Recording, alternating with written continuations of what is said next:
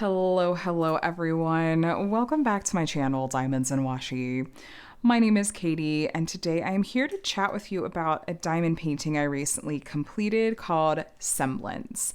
This is from a shop that has, unfortunately, or fortunately, depending on your perspective on it, has closed.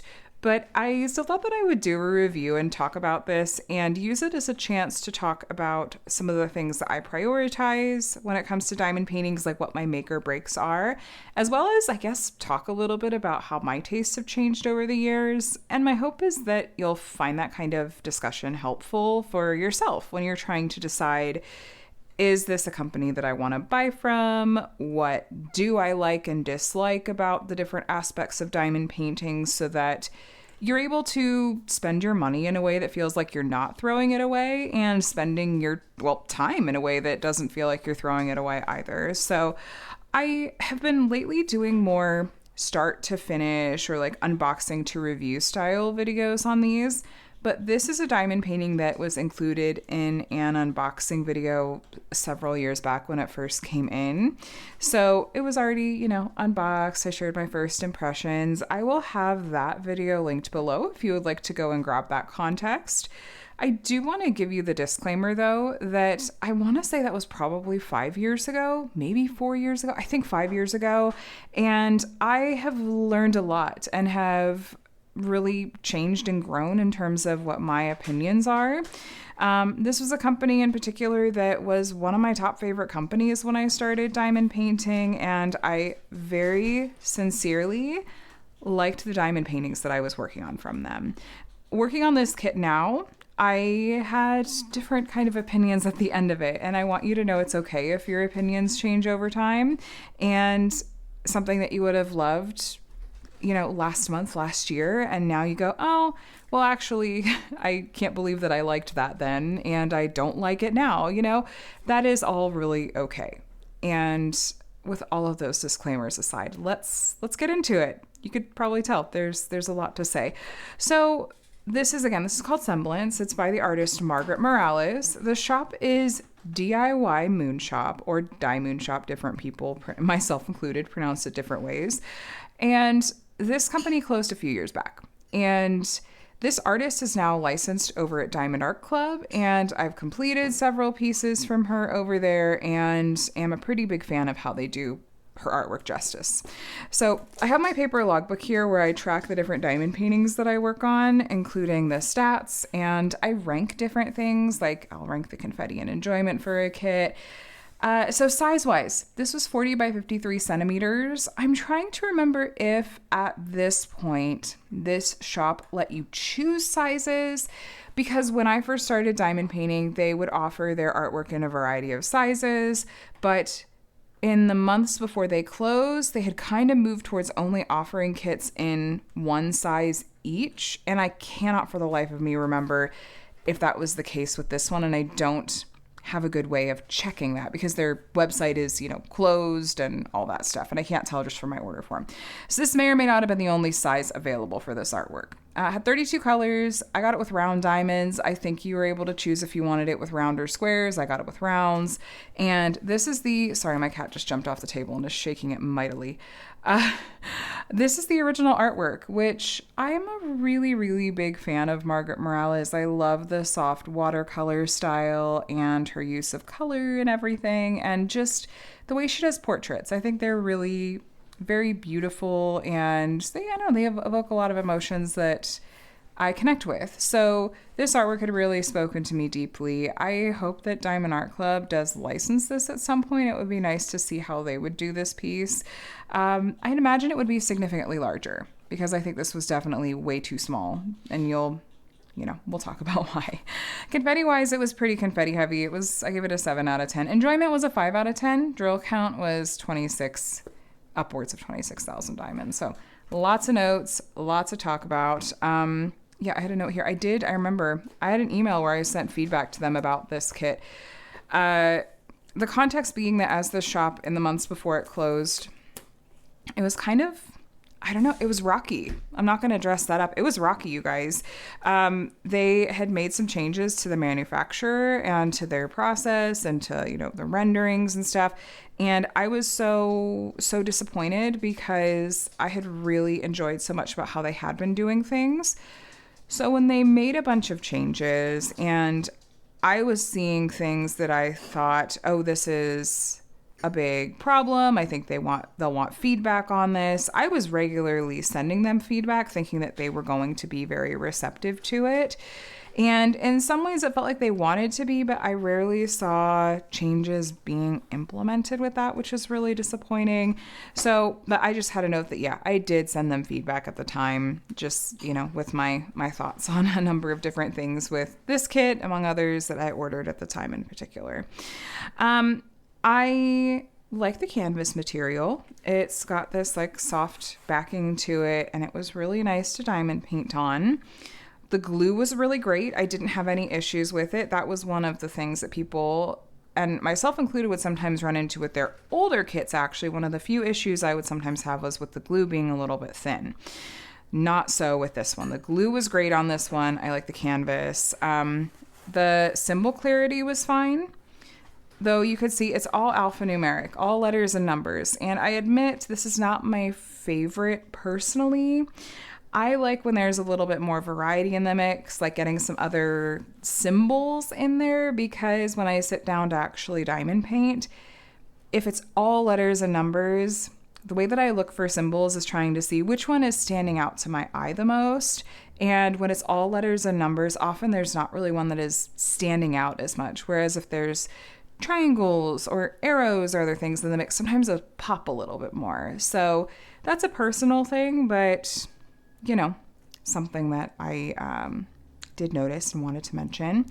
Now, the drill quality was totally fine. I had plenty left over in all of my drill colors. I don't know if these were resin or acrylic rounds. I think they were probably acrylic. If I had to guess, I think that they were probably acrylic, but I didn't really run into what I would consider to be drill quality issues. I actually thought these were, I'd say these were acrylic, because you can see the little dimples slightly. I'll zoom you in. Often as there's little dimples like that, that's often an indication of acrylic. Also, they just look different. I have a hard time describing exactly what it is, but there's something about the material that it just looks different than resin diamonds. You can also see they're not hyper faceted. They've got some faceting to them. Let me see if a darker color will show better. Maybe this one. There is some faceting, but it's not, I don't know, it's a little smoother on the top. But overall, I wouldn't say that I had a problem with the diamonds. I wasn't, fighting with them. I don't really even have a complaint about how the diamonds just in and of themselves look on the canvas. As a side note, I'm a glutton for punishment. The Cottage Mills dot box storage system is actually one of my least favorite kinds of storage, because it's so fiddly. These little containers just don't, if they're not set in there just right, the lid doesn't want to close, because they all have these little cutouts, and then they have to fit around these little bubble, the dots that are in here. It's a pain. The one thing I like about them most, though, is that there's a variety of different sizes, in a way that the closest equivalent is Elizabeth Ward storage. There's 6 different sizes of storage containers. You can see on the bottom of the lid here, there's all these different sizes and styles of storage containers. But when I go to work with it, I always regret it, because look, there's something in here that apparently is not just perfectly set, and so it doesn't want to close. Anyway, but I own it. I bought it, and so sometimes I still reach for it. It's also kind of space efficient. So anyway. This kit, I wanted to show you up close and also talk about how it appears through a camera lens. And with that, I also want to give my thoughts on the rendering. Now, when I talk about rendering or charting, that's how the original artwork was translated into diamond painting form. And for me is the top priority. It's the thing that I care about most when it comes to diamond painting, and tends to be a make or break kind of thing for me. Now, as a reminder, here's the original artwork. You can see that it has a little bit softer look to it, but there is still a level of detail going on there. You can make out specific features in her face. some of the lines in the flowers and the plants and whatnot, even a bit in her hair. So that's the original artwork. And then this is how it looks completed. Now, different companies will use different approaches to rendering. Some will do what's called hand charting, where to some extent a human being is spending time going in often pixel by pixel, often creating crisp and clean lines where you can make out details both up close and once you pull back farther away. They're kind of picking out and correcting usually different artifacting and those kinds of things that happen with what a computer program will just default to. And that's the opposite end of the spectrum, is a computer charted kit. So computer charting tends to have a softer finished effect. And then there's, a whole spectrum of in between. Some kits have hand touch-ups where like little things are tweaked, and some have like a lot of, hand charting done to certain areas and then not others. I suspect that this is pretty much a pure computer charted piece and that a human being spent very little time on it, or if they did, they spent it on the wrong things. I'm not going to dress that up either. This is a really soft finished look, and I have to tell you that there is some kind of sorcery that occurs through a camera lens. The camera lens does something with computer charted kits. It's like it makes the colors make sense. It pulls them together and it looks cleaner than it is in person. So what you're seeing through the camera is even cleaner than it looks in person. Please take my word for it as best you can. This is a very, very blurred kit. I think that the size point is a huge culprit for this. I think this probably should have been created in a larger size, or if there was a larger size option, I should have gone with that. If it was just going to be a pure computer charted kit. DIYMoon Shop did some really stunning portraits in their time. I will try to remember to put a picture up on the screen of Guys by Anna Dittman, which remains one of my absolute favorite portraits that I've ever completed as a diamond painting. And you cannot convince me that someone didn't spend time hand charting that kit. And I just wish that this one would have had the same level of care and time given to it. And I just don't think that there was anywhere near that at this point.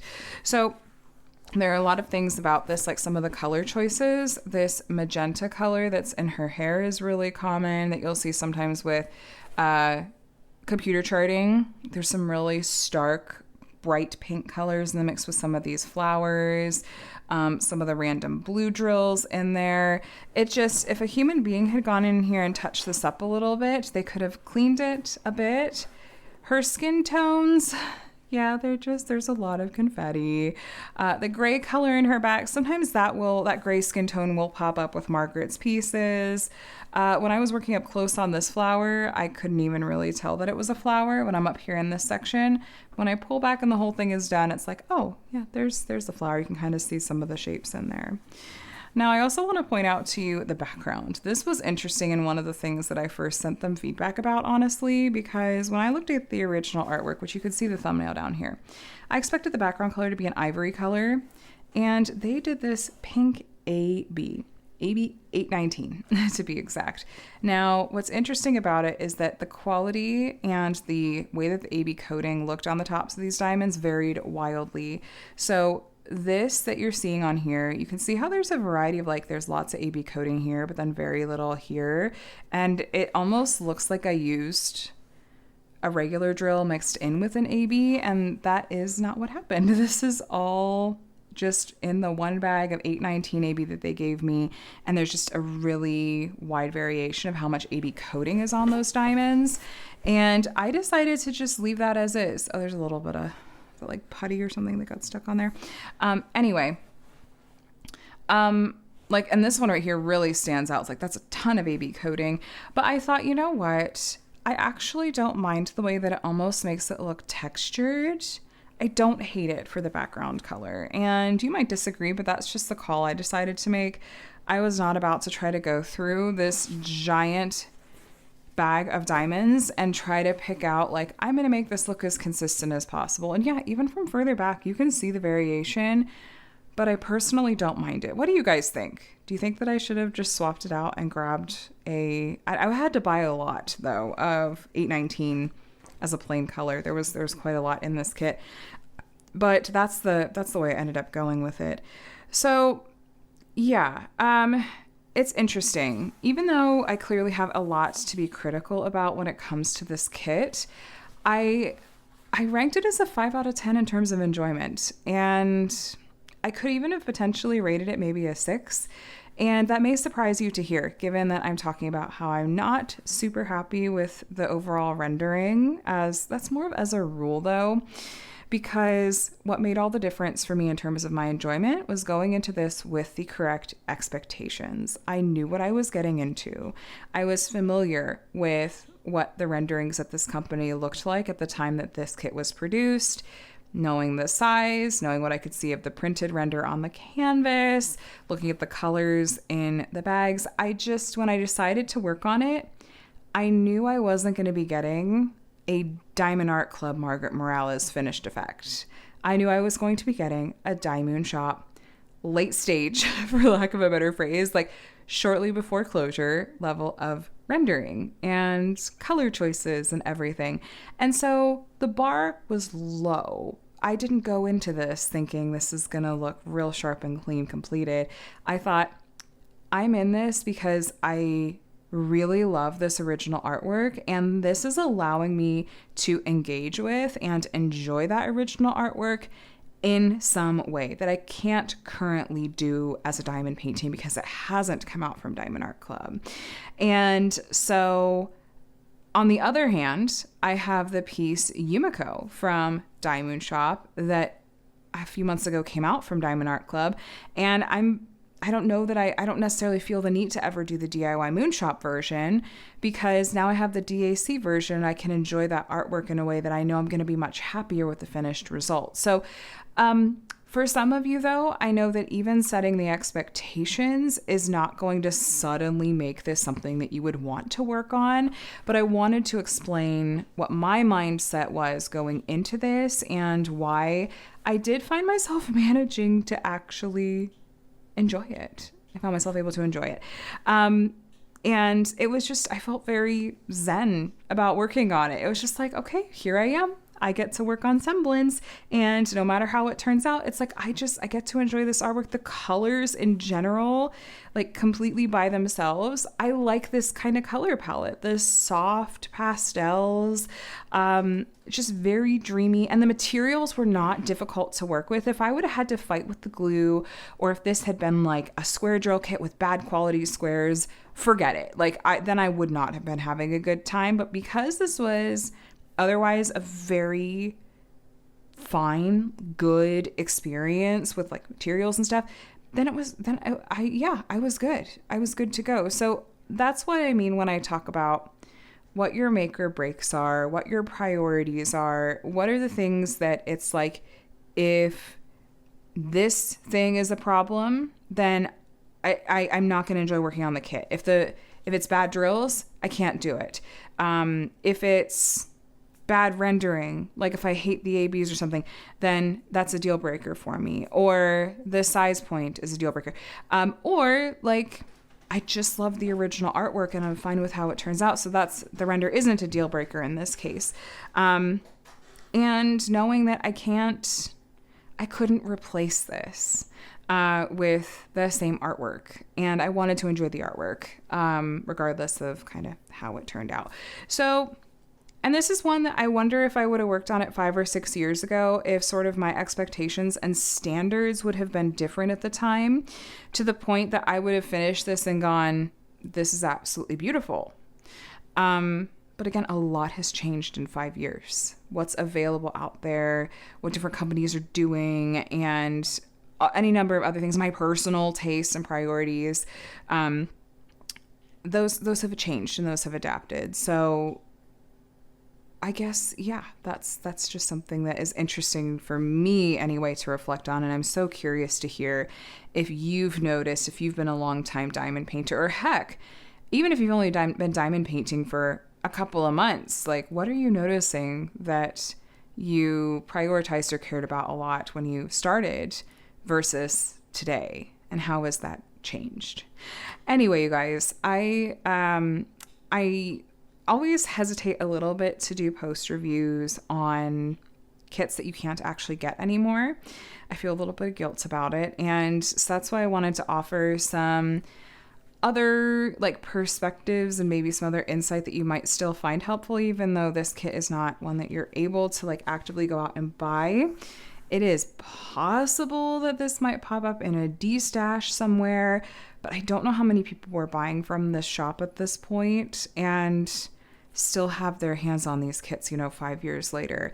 With any luck, we might see this from DAC in the future, but in the meantime, they have a lot of beautiful Margaret Morales artwork. So you could check out Diamond Art Club for her other artwork, though it admittedly does tend to sell out really quickly. So sign up for back in stock notifications over there if you are wanting to snag one of those. But I think that's it, you guys. If you're interested in seeing some of the many other post reviews I've done over the years, including others from this shop, which just, I guess if you're looking at a post review that's 5 years old, take what I'm saying with a grain of salt, but hopefully the like pure facts about, the canvases themselves and stuff are still helpful.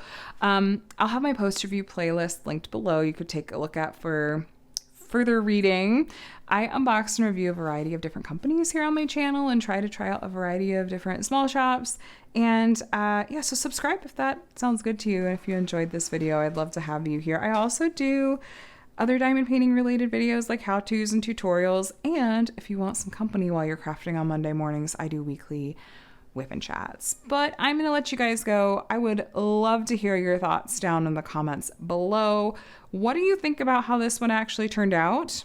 What are some of your priorities and make or break it kinds of things, like deal breakers when it comes to your diamond painting kits? And how have your tastes and priorities changed over time? Thank you so much for watching, friends. I really appreciate it. And I hope you're doing really, really well. Happy crafting, and I will talk to you in the next one. Bye, guys.